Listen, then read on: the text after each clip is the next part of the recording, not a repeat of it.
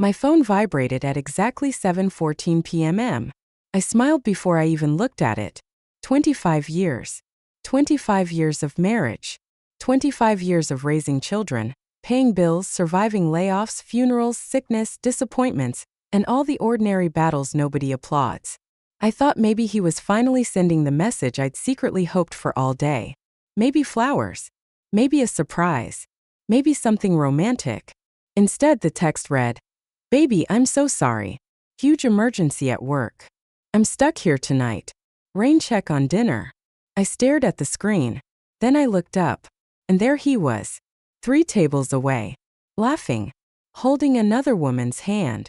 For a moment, my brain refused to process what my eyes were seeing. The text, the restaurant, the woman, my husband. None of it fit together, like pieces from different puzzles forced into the same box. I looked back down at the message, then back at him. He was wearing the navy blazer I bought him for Father's Day. The one he said was too fancy. Apparently it wasn't too fancy tonight. Not for her. My chest tightened. Not dramatically. Not like in movies. It was quieter than that. More dangerous. Like something inside me simply stopped moving. 25 years. And at that moment I realized something horrifying. The lie wasn't what hurt. The lie was just confirmation. The real pain was understanding that somewhere along the way, I had become a woman my husband thought he didn't even need to hide things from properly. Because if he had looked around the restaurant even once, he would have seen me. I was sitting right there, 3 tables away, watching everything. And he never noticed. Because he wasn't thinking about me at all. That realization hurt more than any affair ever could. I slowly set my phone face down on the table. My hands were perfectly steady. Oddly steady. The kind of steady that appears when a person is too shocked to panic. The waitress approached. "Everything okay, ma'am?" I almost laughed. What an impossible question. Was everything okay? My husband was celebrating our anniversary with another woman, while texting me excuses from 15 feet away. But somehow my voice came out calm. "Could I get another coffee?" She smiled. "Of course." As she walked away, I looked back toward him. The woman was younger than me. Not dramatically. Maybe early 40s. Beautiful. Polished. Expensive looking. The kind of woman who seemed permanently prepared for photographs. She leaned forward, touched his wrist, and my husband smiled. That smile. I knew that smile. I had spent 25 years earning it. Apparently now she was receiving it for free. The strange thing was, I wasn't angry yet. Not really. I was observing, collecting, watching. Like some distant part of my mind had quietly taken notes while my heart sat frozen. The woman said something. I couldn't hear her. But whatever it was made him laugh. A deep laugh. A genuine laugh. The kind I hadn't heard in months. Maybe years. And suddenly a memory surfaced. 3 weeks earlier, I'd asked him if he wanted to go away for our anniversary weekend. Just a short trip. Nothing extravagant. He never even looked up from his laptop. Money's tight right now. Money's tight. The phrase echoed through my head. Because from where I sat, that dinner wasn't cheap. Neither was the wine bottle chilling beside their table. Neither was the diamond bracelet sparkling on her wrist. Money wasn't tight. Respect was. And somehow that realization stung even worse. The waitress returned with my coffee. "Anything else?" I glanced toward my husband, then back at her. "No." A pause. "Actually." She waited. I surprised myself with the next question. "How late are you open tonight?" 10:30. I nodded. Perfect. Because suddenly I knew one thing. I wasn't leaving. Not yet. For 25 years I'd walked away from discomfort. Avoided arguments. Protected peace. Smoothed things over. Accepted explanations that didn't make sense because I wanted harmony more than truth. Not tonight. Tonight I wanted truth. Even if it shattered something. Especially if it shattered something. I watched them for another 30 minutes. And every minute revealed something worse. Not because they kissed. They didn't. Not because they touched excessively. They didn't. What hurt was far subtler. Far crueler. Familiarity. Comfort. Inside jokes. Shared memories. The ease between them. the effortless rhythm. This wasn't a new flirtation. This wasn't a mistake. This was history. And that realization slowly awakened a different emotion. Not heartbreak. Not yet. Anger. Cold anger. The kind that arrives after shock leaves. The kind that asks questions. Questions like, how long? Who is she? Who else knows? Am I the last person finding out? And perhaps the most painful question of all, when exactly did my marriage become something that existed only in my imagination? My phone buzzed again. Another text. I hate disappointing you. I'll make it up to you this weekend. I stared at the message, then looked at him. He was typing. A second later, 3 dots appeared on my screen. Then another message arrived. Love you. I actually laughed. A small sound escaped before I could stop it. The woman at the next table looked over. I apologized. But inside, something was changing. Because suddenly I wasn't sad. I was insulted.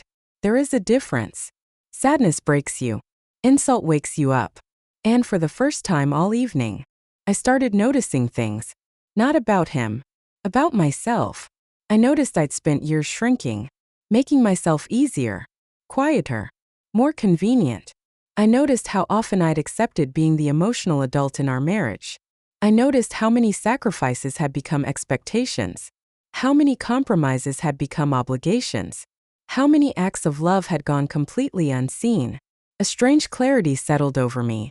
And once it arrived, it refused to leave.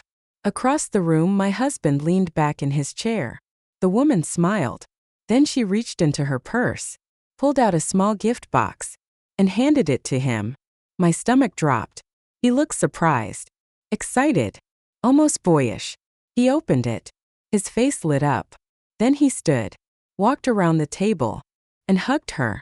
Not a polite hug. Not a friendly hug. A long one. An intimate one. The kind of hug that knows where home is. The entire restaurant seemed to go quiet.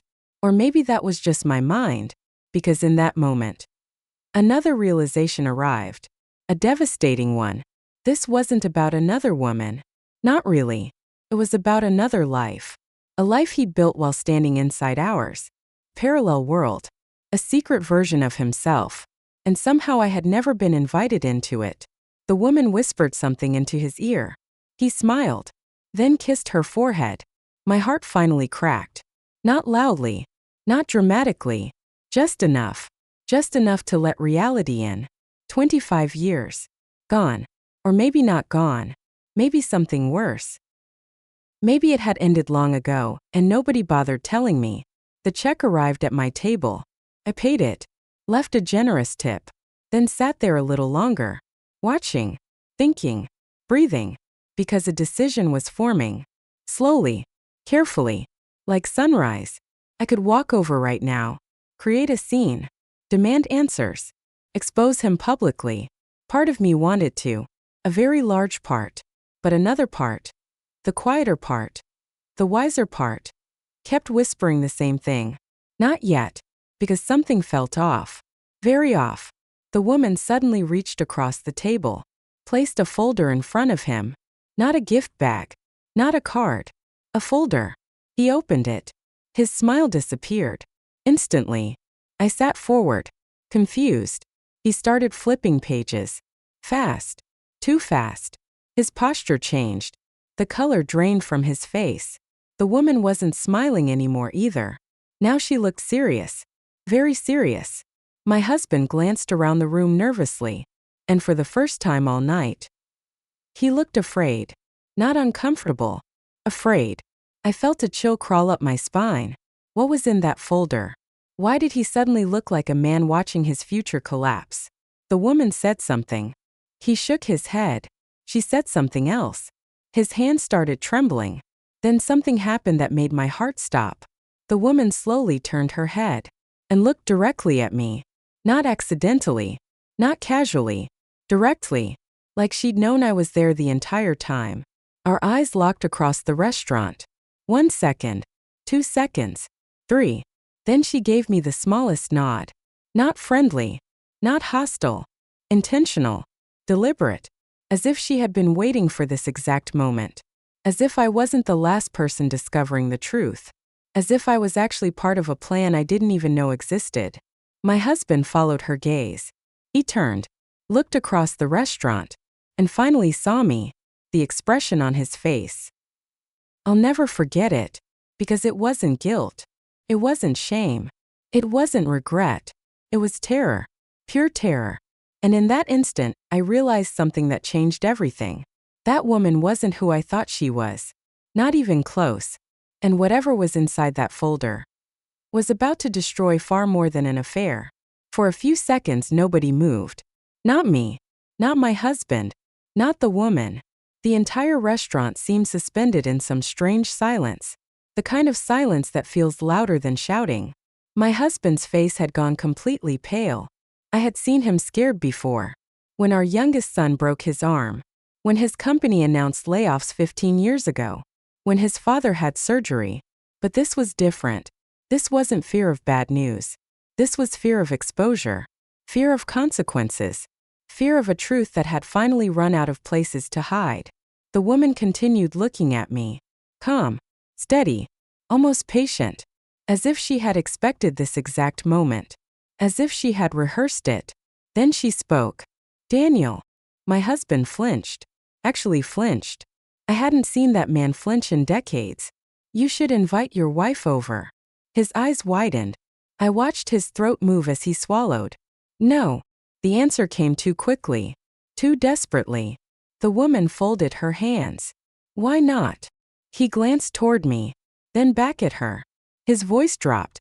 I couldn't hear every word. But I caught enough. Not here. The woman nodded slowly. Then said something that instantly made my stomach tighten. That's been your problem all along. His jaw clenched. And suddenly it hit me. This wasn't a romantic dinner. At least not anymore. The energy between them had changed. Completely. Whatever relationship existed here. Something had shifted. Something important. Something dangerous. The woman stood first. Not dramatically. Just calmly. Like a person arriving at the final page of a book she already knew by heart. Then she picked up the folder. Turned.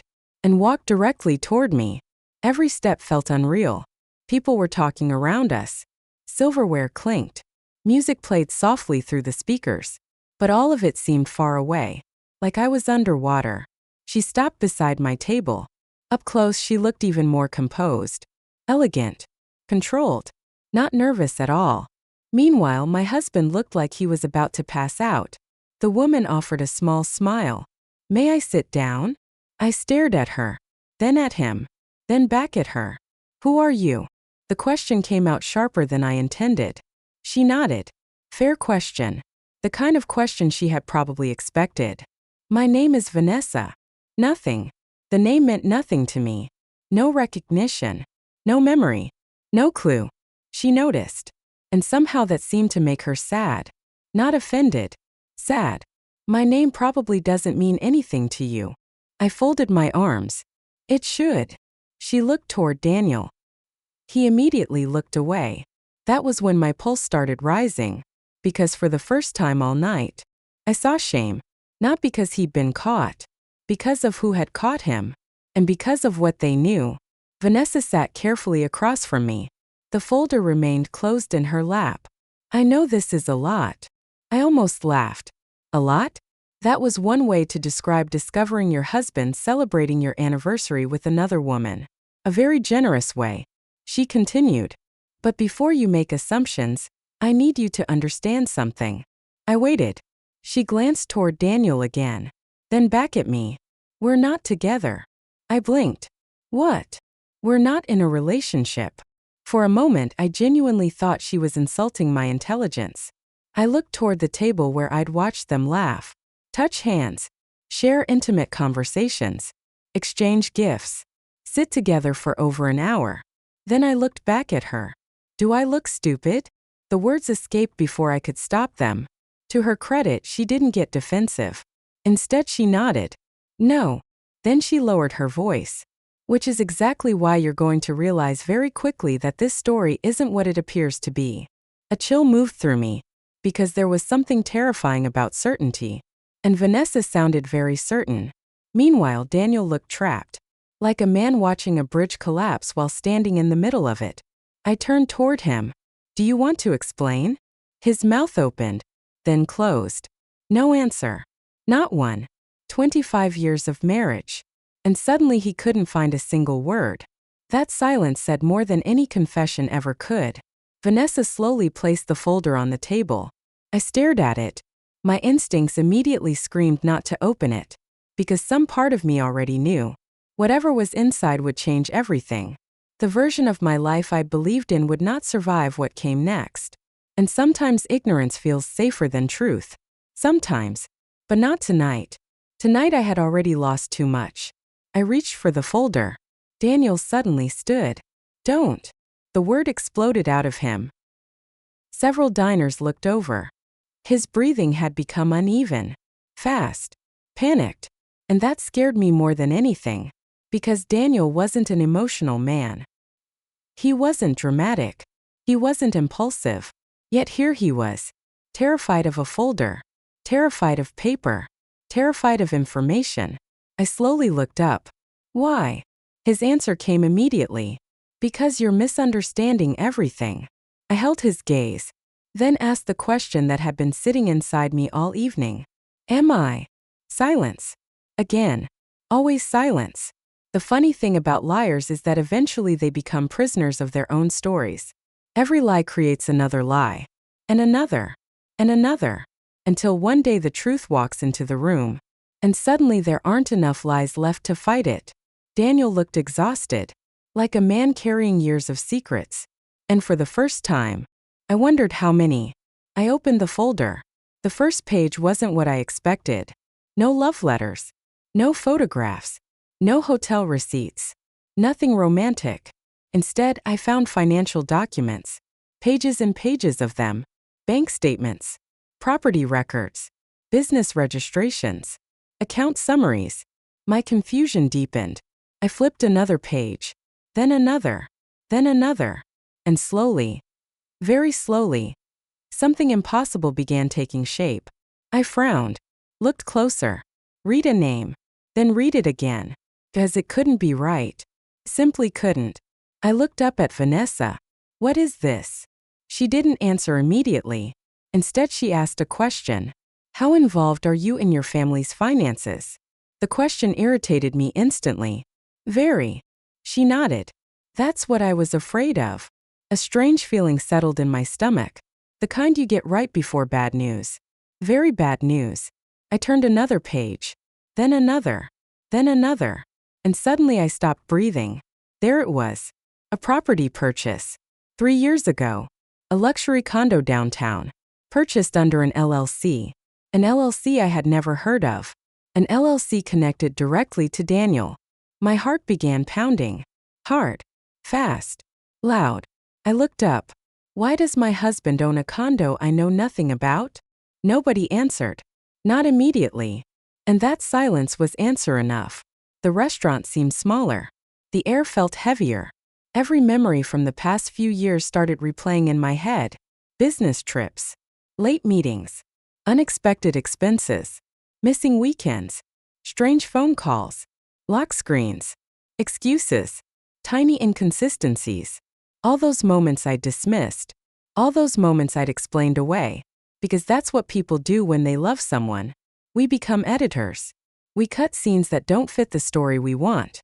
We rewrite warning signs into misunderstandings. We protect the illusion, even when the illusion is hurting us. I looked down again. The numbers continued.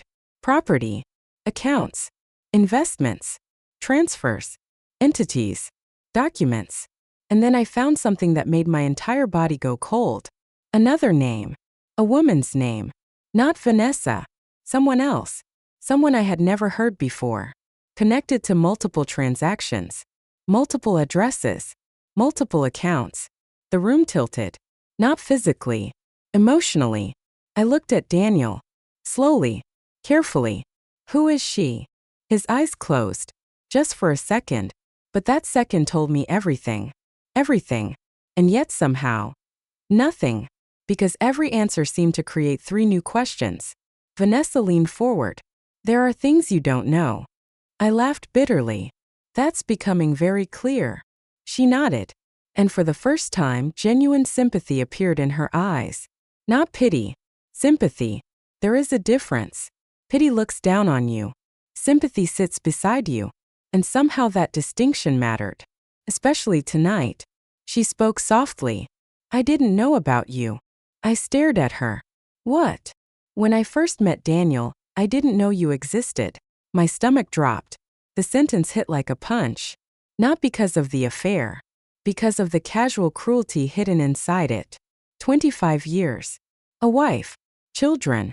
A family. And somehow I had been erased. Deleted. Made invisible. Vanessa continued. By the time I learned the truth, I had already started asking questions. Questions. The word lingered. Questions about what? Questions about who? Questions about how much? Because every answer seemed to reveal a deeper layer beneath it. And Daniel looked more terrified with every passing second. Then Vanessa said something that changed the entire direction of the night. Something I never saw coming. Something that made the affair seem almost small by comparison. She looked directly into my eyes, then quietly said, I wasn't investigating a relationship. My pulse quickened. She continued, I was investigating a fraud case. The world stopped. Just stopped. For one long, impossible second. I thought I'd misheard her. Fraud? What fraud? What was she talking about? Vanessa slowly reached into her purse, removed a business card, and slid it across the table. Picked it up. Read it once. Then again. Then a third time. Because my brain refused to accept it. The card identified her as a forensic accountant, a specialist in financial investigations. And suddenly every piece on the board moved at once. The folder. The documents. The questions. The tension. Daniel's panic. The fake dinner. The fake intimacy. Everything. Except one thing. One enormous thing. I still didn't know why. Why was she here? Why tonight? Why our anniversary? Why me? And most importantly, what exactly had my husband done? Daniel's chair scraped loudly against the floor. He stood abruptly, his voice shaking. This has gone far enough. Vanessa remained seated, calm, unbothered, almost frighteningly calm. No. She looked directly at him. It hasn't gone nearly far enough. For the first time in 25 years, I saw my husband look completely powerless. And somehow I knew. The worst truth hadn't surfaced yet. Not even close. Because buried somewhere inside that folder, inside those documents, inside those missing years, was a secret so devastating that Daniel would rather I believe he was having an affair than discover what he'd really been hiding. And as I stared at him trembling beside that table, I realized something terrifying. The affair might have been the distraction. The real disaster was still waiting for me. The moment Vanessa said the word fraud, everything changed. Not because I understood what was happening. I didn't. Not even close. But because I suddenly realized I had been asking the wrong questions all night. I thought I was watching my marriage fall apart. I thought I was witnessing betrayal, infidelity, lies, a secret relationship. Now I wasn't even sure those things were the biggest problem anymore. And judging by the look on Daniel's face, they weren't. Not even close. The restaurant no longer felt like a restaurant. Felt like a courtroom. A very public courtroom. And my husband looked like a man waiting for a verdict. Vanessa folded her hands calmly. Daniel remained standing. Tense. Rigid. Desperate. Let's leave, he said suddenly. His eyes locked onto mine. Please. Please. The word startled me. Because Daniel wasn't a man who said please when he felt powerful. He said please when he was losing control. And right now, control was slipping through his fingers. Fast. I looked at him. Really looked at him. For the first time in years. The wrinkles around his eyes. The tension in his jaw. The nervous twitch in his left hand. Things I hadn't noticed before. Or maybe things I had noticed but chosen to ignore. Love can do that. Sometimes love is beautiful. Sometimes love is a blindfold. And I was beginning to wonder how long I'd been wearing mine. Leave? I asked quietly. Yes. His voice cracked. We can talk at home. Home. That word landed differently now. Because suddenly I wasn't sure what home meant. The house we'd shared? The marriage we'd built? The life I thought was ours? Or the secret life hidden inside those documents? Which one was real? Vanessa didn't interrupt. She simply watched, waiting, patient, like someone who already knew how this story ended. And somehow that unsettled me. I turned another page in the folder. Daniel immediately took a step forward. Stop. I ignored him. Another page. Another account. Another transfer. Another LLC. More numbers. More names. More things I'd never seen before. Then I found something that made my stomach drop. A signature. My signature. My breath caught. I looked again. There it was. My name. Written clearly. Attached to legal documents. Documents I had never seen before. Documents I had never signed. The blood drained from my face. Slowly. Horribly. I looked at Vanessa. Then at Daniel. Then back at the page. No. The word came out as a whisper. No. Daniel closed his eyes. And that was all the confirmation I needed. My hand started shaking. For the first time all night. Not because of another woman. Not because of lies. Because of theft. Identity theft. Betrayal at a level I couldn't even process. I held up the page. What is this? Silence. Again. Always silence. I slammed the folder shut. Hard enough to make nearby diners jump. What is this? Daniel sat down heavily, like his legs had given out. Vanessa answered. He used your identity. The sentence hit me harder than anything that came before. Harder than the texts. Harder than the lies. Harder than the possibility of an affair. Because this wasn't about love anymore. This wasn't about marriage. This was about trust. And trust, once broken at that level, changes everything.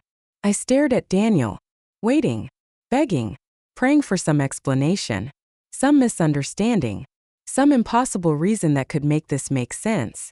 Instead, he stared at the table, like a child caught stealing. 25 years. 25 years. And suddenly this was the man sitting across from me. A stranger wearing my husband's face. The realization made me sick. Vanessa spoke carefully. I don't think he intended for it to go this far. I laughed. A sharp, bitter sound. That's supposed to make me feel better? No. She met my gaze. It isn't. At least she was honest. That honesty felt strange. Refreshing even. Because all evening, she had told me difficult truths without trying to soften them. Meanwhile, the man I'd shared a bed with for 25 years couldn't even look me in the eye. And that hurt more than I expected. A lot more. The waitress approached cautiously. Everything okay? Nobody answered. Poor woman. She looked between us. Then wisely retreated. And somehow that tiny moment felt absurd. Because how exactly do you explain this? How do you summarize the destruction of an entire life between appetizers and dessert? You don't. You just sit there. And watch the truth spread through everything. Like water through cracks. I reopened the folder. More documents. More accounts. More signatures. More evidence. Then I noticed dates. Lots of dates. Most from the last 6 years. But one caught my attention immediately. 7 years ago. Exactly 7 years ago. The same year my mother died. I froze. A memory surfaced. Painful. Sharp. Uninvited. My mother's funeral. The weeks afterward. The grief. The exhaustion. The fog. I barely remembered that period clearly. I had been devastated. Emotionally numb. Barely functioning. And suddenly something clicked. Something horrible. I looked at Daniel. 7 years ago. His shoulders tightened. I continued. That's when this started. He said nothing. Which was answer enough. Rage exploded inside me. Not loud rage. Not screaming rage. Something colder. Something worse. As now I understood. While I was grieving my mother, he had been building secrets. While I was struggling to get through each day. He had been creating accounts. Signing papers. Moving money. Lying. The timing felt monstrous. Cruel. Predatory. And for the first time all night, I wanted to hurt him. Not physically. Emotionally. I wanted him to feel even a fraction of what I was feeling. Just a fraction. But I stayed quiet. Because quiet people have a dangerous advantage. We observe before we act. And right now, I was still observing, still learning, still discovering how deep the rot went. Then another realization hit me. A devastating one. I looked toward Vanessa. How much? She hesitated. That hesitation terrified me. Because people only hesitate when the truth is bad. Very bad. How much? I repeated. She inhaled slowly, then gave me the answer. The answer that made the room spin. The answer that changed everything. Approximately $8 million. My heart stopped. Literally stopped. For a second I forgot how to breathe. 8 million. The number didn't even sound real. It sounded fictional. Like something from a crime documentary. Not my life. Not my marriage. Not my husband. But reality doesn't care what sounds believable. Reality simply exists. And suddenly I was staring at it. Raw. Ugly. Unavoidable. I looked at Daniel, waiting for him to deny it, explain it, correct it, anything. Instead, tears filled his eyes. Tears. Daniel never cried. Not when his father died. Not when our daughter left for college. Not during 25 years of marriage. Yet here they were. And somehow they made me even angrier. Because now he wanted sympathy. Now he wanted humanity. Now he wanted understanding. Where was all that understanding when he was using my name? My trust? My life? The answer sat heavily between us. Nowhere. It had been nowhere. Vanessa slid another document across the table. I read it, then immediately wished I hadn't. Because suddenly the money wasn't even the worst part. There were investigations. Active investigations. Regulatory inquiries. Potential criminal exposure. Potential lawsuits. Potential asset seizures. Words that didn't belong anywhere near my life. Yet there they were. Printed neatly on paper. Like they had every right to exist. Daniel finally spoke. His voice barely audible. I was trying to fix it. I looked at him. And something inside me snapped. Not loudly. Quietly. Permanently. Fix what? He swallowed. Nothing. I leaned forward. Fix what, Daniel? Still nothing. Then Vanessa answered instead. And the words that came out of her mouth changed everything yet again. It started with gambling. The world tilted. Gambling? No, that was impossible. Daniel hated gambling. He used to lecture our kids about gambling. He called it irresponsible, stupid, self-destructive. Yet Vanessa looked completely certain. And Daniel looked completely defeated. Which meant it was true. The hypocrisy hit me like a truck. All those years. All those lectures. All that judgment. Meanwhile, he'd been living a double life. The irony was almost unbearable. I leaned back in my chair. Exhausted. Numb. Overwhelmed. Because every answer created a bigger nightmare. And somehow we still weren't at the bottom. I could feel it. The way people feel a storm before it arrives. Something worse remained hidden. Something Daniel feared more than prison. More than exposure. More than losing me. And then, as if reading my thoughts, Vanessa opened a smaller section of the folder. A section she had intentionally avoided until now. The expression on her face changed. Subtly. But enough. Enough to make my stomach tighten. She slid a single photograph toward me. Face down. I stared at it. A simple photograph. Nothing more. Yet suddenly nobody was breathing. Not me. Not Daniel. Not Vanessa. The tension became unbearable. Slowly. Very slowly. I turned it over. And the moment I saw the image, every sound in the restaurant disappeared. Because staring back at me was a photograph that proved there was one secret Daniel had been protecting above all others. One secret so devastating that everything before it suddenly seemed small. The affair. The fraud. The gambling. The lies. All of it. Small. Compared to this. And as I stared at that photograph, I realized my husband wasn't just hiding another life. He was hiding another family. For several seconds I couldn't understand what I was looking at. My mind saw the photograph, but my heart rejected it. Because some truths are so enormous that your brain tries to protect you from them, slows them down, filters them, questions them, anything to delay the impact. But eventually, reality gets through. And when it doesn't ask permission. It simply breaks the door down. I stared at the picture. A woman, a teenage boy, a younger girl, and Daniel, standing between them, smiling. Not the smile he gave strangers. Not the smile he wore at office parties. Not the smile people put on for photographs. This was something else. This was familiarity, belonging, comfort. The smile of a man standing with people who mattered to him. People he knew well. People he loved. My chest tightened so hard it hurt. Because there was one detail I couldn't ignore. The boy looked exactly like Daniel. Not similar. Not somewhat alike. Exactly. The same eyes. The same jawline. The same expression. There was no confusion. No debate. No possibility of misunderstanding. I slowly lowered the photograph.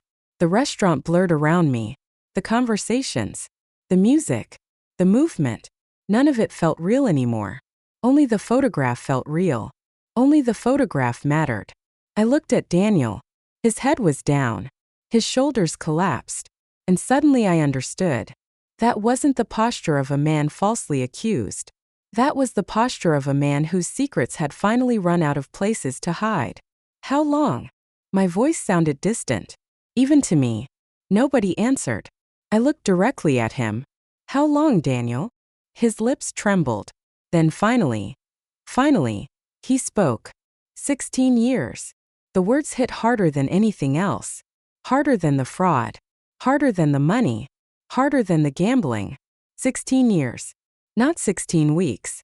Not 16 months. 16 years. Almost 2 decades. My entire body went cold. Because 16 years meant something. It meant birthdays, Christmases, graduations, vacations, family dinners, anniversaries, ordinary Tuesdays, ordinary Wednesdays, thousands of moments, thousands. And through all of them, he had been living another life. I closed my eyes. A memory surfaced. Our daughter's high school graduation. Daniel arriving late. Claiming traffic was terrible. Another memory. Our anniversary 10 years ago. A mysterious work trip. Another. A weekend conference. Another. Like dominoes falling. One after another. Years of confusion suddenly rearranging themselves into clarity. And clarity can be cruel. Because confusion hurts. But clarity destroys illusions. Daniel nodded slowly. The answer surprised me. For a moment I couldn't speak. Then I turned toward Vanessa. How? She hesitated. Then answered carefully. The woman found out years ago. I swallowed. Hard. Years.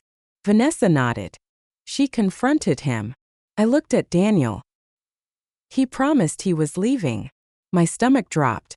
Of course he did. Of course. The oldest lie in the world. The lie that survives because two people desperately want different things. One wants escape. The other wants hope. And somewhere in between. Truth gets strangled. I felt sick. Not because I sympathized with her. Not because I hated her. But because suddenly I saw another woman trapped inside Daniel's selfishness. Another woman waiting. Believing. Sacrificing. Wasting years. Just like I had. Different house. Different life. Same lie. The realization was devastating. Because it meant the real villain wasn't another woman. It was the man who had been feeding both of us different versions of reality. For 16 years. I looked down at the photograph again. The children. No, not children anymore. Teenagers. Practically adults. And suddenly another realization slammed into me. I wasn't just looking at strangers. I was looking at my children's siblings. People they didn't even know existed. The thought nearly broke me. How many birthdays had they missed? How many family memories? How many relationships stolen before they even had a chance to exist? The damage stretched in every direction, like cracks through glass. No part of life remained untouched. No part. Daniel suddenly started crying. Actually crying. His shoulders shaking. Tears running freely. And to my surprise, I felt nothing. No satisfaction. No sympathy. Nothing. Just emptiness. Because some wounds are too fresh for emotions. First, there's only shock. A numbness so deep it feels endless. I never meant for this. His voice cracked.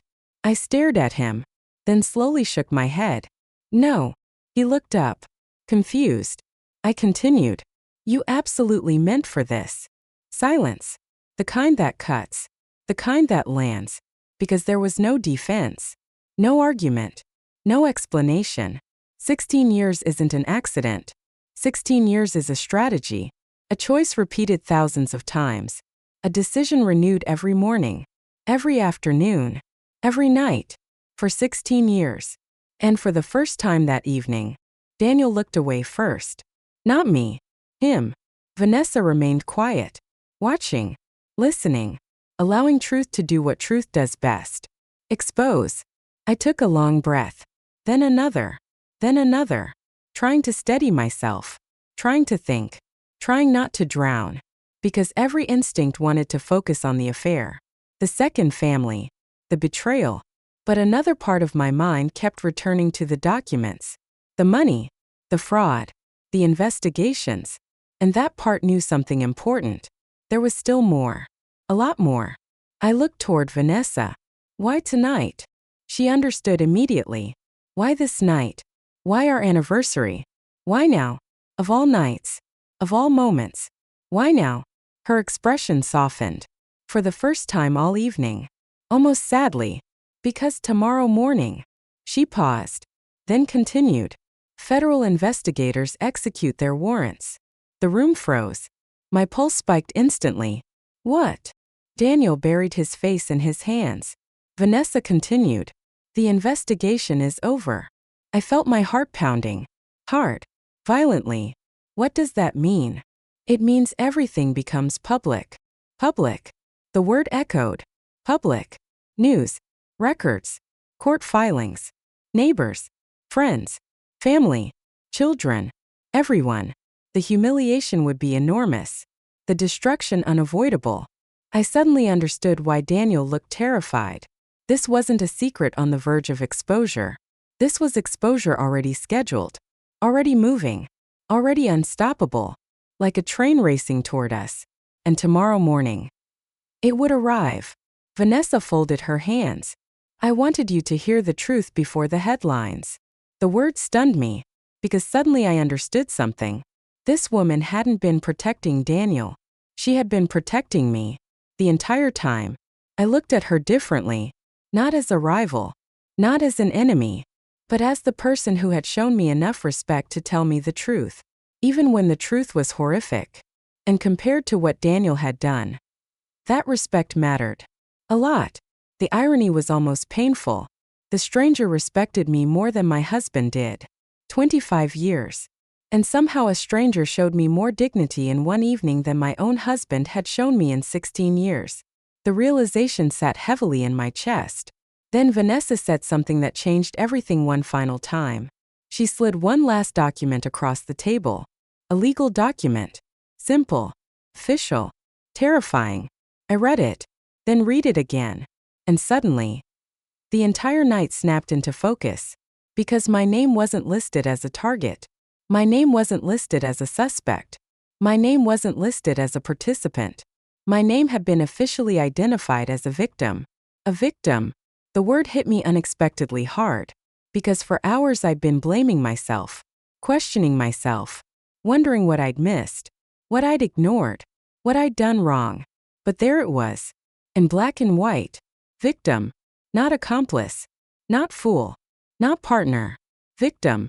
And somehow, that single word gave me something I hadn't felt all evening. Air. Just enough air to breathe. Just enough room to think. Just enough distance to finally see Daniel clearly. Not as my husband. Not as the father of my children. Not as the man I married. But as the man he had chosen to become. And those were two very different people. Very different. I looked directly into his eyes. For a long moment neither of us spoke.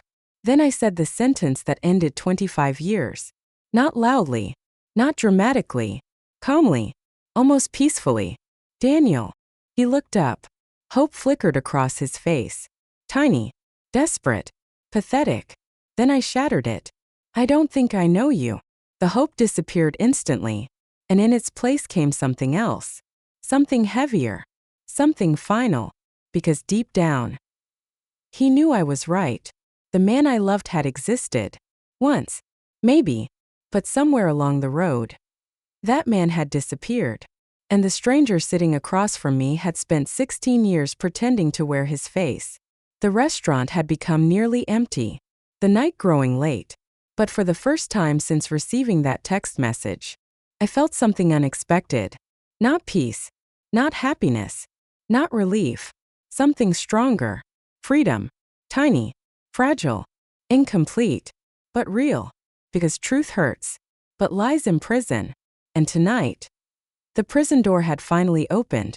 The only question now was what I would do after walking through it. And as I reached for my purse and prepared to stand, Daniel said 5 words that stopped me cold. 5 words that revealed there was still one final secret left. One final truth.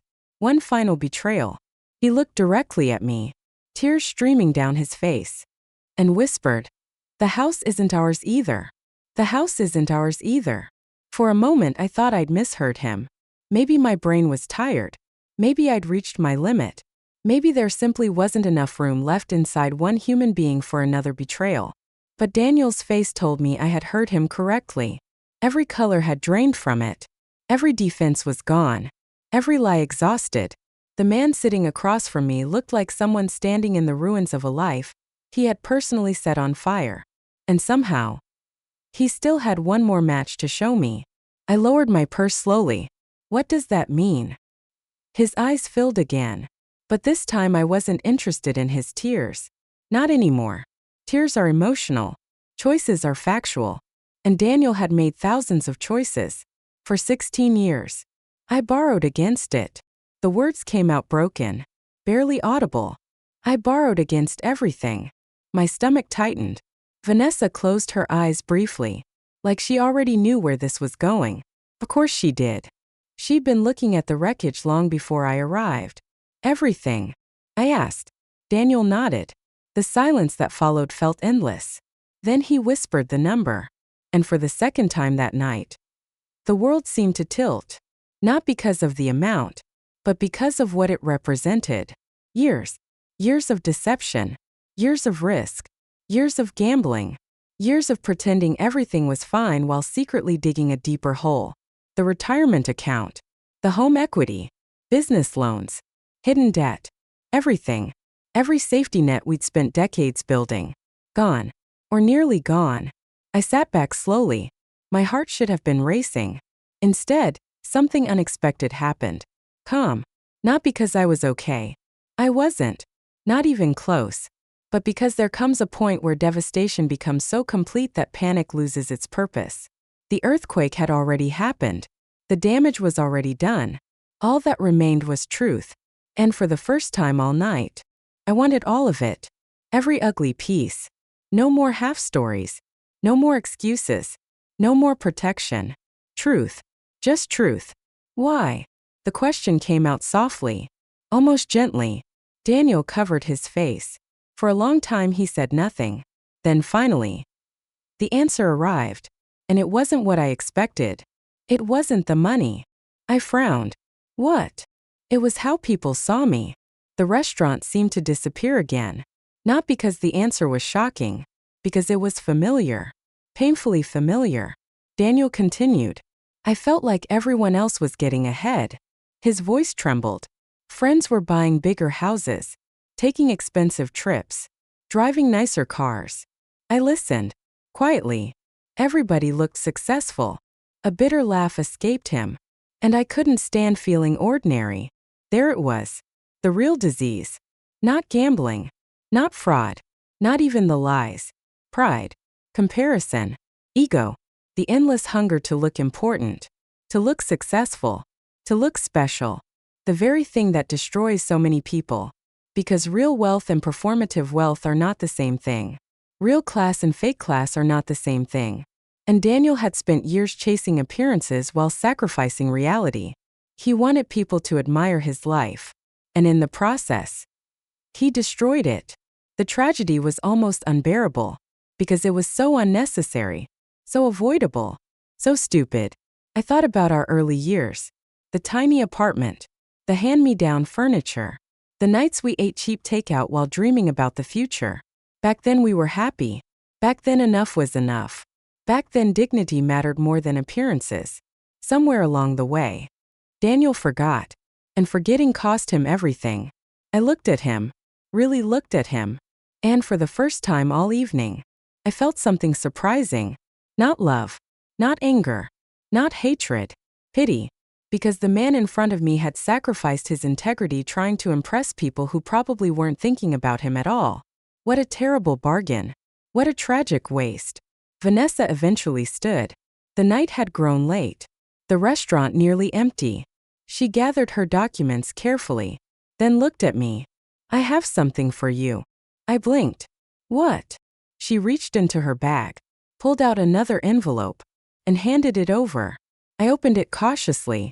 Inside were copies of records, evidence, contact information, attorney recommendations, resources, everything I would need to protect myself, to separate myself legally, to move forward, to survive.